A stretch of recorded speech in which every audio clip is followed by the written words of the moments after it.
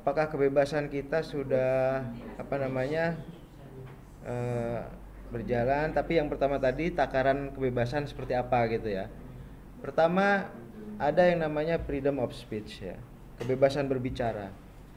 Nah, pada saat kita bebas untuk berbicara, mengemukakan pendapat tanpa ancaman pidana, tanpa ancaman penjara, atau bahkan tanpa ancaman diperlakukan kekerasan oleh orang, dikenai kekerasan oleh orang lain, maka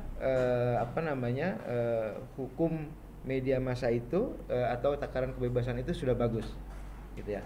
Tetapi pada saat kita masih belum bebas berbicara, sedikit berbicara saja ancamannya pidana, ancamannya penjara, atau bahkan ancamannya pukulan atau tusukan atau ancaman kekerasan lainnya gitu ya. Maka itu tentu saja kebebasan itu belum ada di tengah-tengah kita. Gitu ya. Belum ada di tengah-tengah kita. Itu freedom of speech. Kemudian juga kebebasan pers ya, tentu saja. Pada saat pemberitaan itu tidak bebas, pada saat wartawan tidak bisa melaksanakan tanggung jawabnya, tidak bisa melaksanakan pekerjaannya karena misalnya banyak ancaman, banyak hambatan, maka tentu saja takaran kebebasan itu rendah. Gitu ya. Misalnya era Orde Baru, kita tahu kalau Anda baca misalnya dari pemberitaan, tentu kita tahu bahwa kebebasan di era Orde Baru itu hampir tidak ada. Gitu ya. Itulah era otoritarianisme, era di mana rakyat itu terkekang oleh kekuasaan otoriter ya. Kita tidak bisa berbicara yang berlawanan dengan penguasa gitu. Kalau misalnya di pemerintahan sekarang masih banyak aktivis yang ditangkap kemudian dipidana, berarti kebebasannya juga masih kurang gitu ya. Kita lihat misalnya masih ada beberapa aktivis yang harus masuk penjara gitu ya karena omongannya. Nah, itu berarti memang pemerintahan sekarang masih kurang demokratis gitu ya. Itu freedom of pers ya. Kemudian ada freedom of expression. Bagaimana warga negara itu memiliki kebebasan untuk mengekspresikan ya, mengekspresikan pendapatnya. Nah, di ruang publik ya. Pada saat setiap orang bebas berbicara tanpa ada ancaman kekerasan dari negara, maka kita sudah bisa katakan bahwa freedom of expression itu sudah bagus, gitu ya. Tetapi kalau misalnya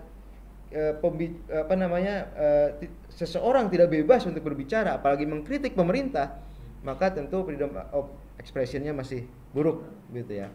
Kemudian yang satu lagi adalah freedom of touch, kebebasan berpikir. Ya, bagaimana warga negara itu bebas untuk berpikir tentang negaranya, tentang kondisi pemerintahnya, tentang bagaimana penguasa menjalankan kekuasaannya, gitu ya. Pada saat masih banyak pemberedelan, masih banyak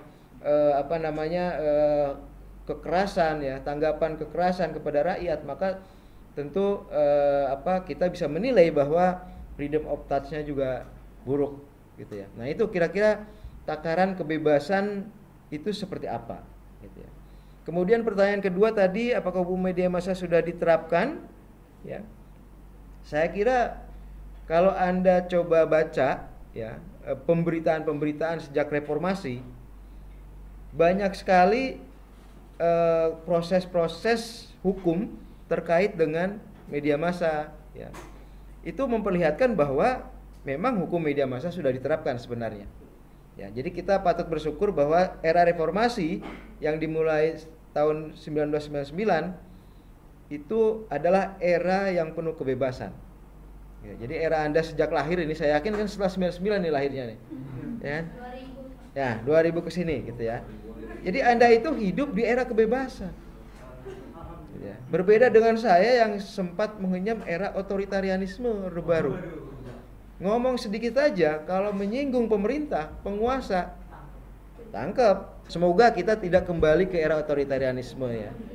Karena era seperti itu adalah era yang paling menyakitkan, di mana banyak sekali pelanggaran hak asasi manusia, banyak sekali pembunuhan yang tidak diusut dan lain sebagainya. Gitu ya. Nah, itu saya kira kalau dikatakan bahwa hukum media massa itu sudah diterapkan, sekarang sudah. Banyak kasus ya, banyak kasus pelanggaran terhadap wartawan, kekerasan terhadap wartawan atau terhadap warga negara sekalipun itu memang sudah mulai banyak diproses dan selesai gitu. Di samping masih ada ternyata kasus-kasus yang seperti era Orde Baru ya. Ya ini tugas bersamalah ke depan, generasi Anda ke depan untuk lebih mendemokratiskan negara ini, untuk lebih menciptakan kebebasan di negara ini. Tentu saja bukan kebebasan yang kebebasan yang tanpa aturan ya. Ini namanya hukum media massa ya kan. Artinya aturan ini untuk membebaskan dengan aturan gitu ya. Bahwa setiap orang memiliki kebebasan berbicara, ada kebebasan pers, ada kebebasan berekspresi, ada kebebasan berpikir. Itu penting.